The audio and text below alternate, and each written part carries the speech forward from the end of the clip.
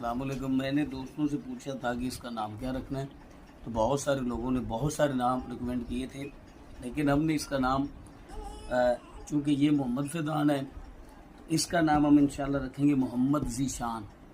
मोहम्मद ज़ीशान माशाल्लाह इसका नाम रखेंगे।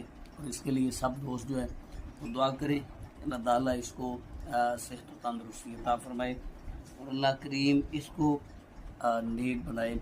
इसका नाम इंशाल्लाह मोहम्मद ज़ीशान जो है ना वो रखेंगे, मोहम्मद फ़ैज़ान और मोहम्मद ज़ीशान। जिन लोगों ने नाम बताए उनका बहुत शुक्रिया। बहुत सारे नाम बताए थे, बहुत सारे नाम बताए थे दोस्तों ने। इंशाल्लाह इसका नाम मोहम्मद ज़ीशान रखेंगे जी इंशाल्लाह। बल्कि रखेंगे क्या, रख दिया है मोहम्मद ज़ीशान, मोहम्मद फ़ैज़ान और मोहम्मद ज़ीशान।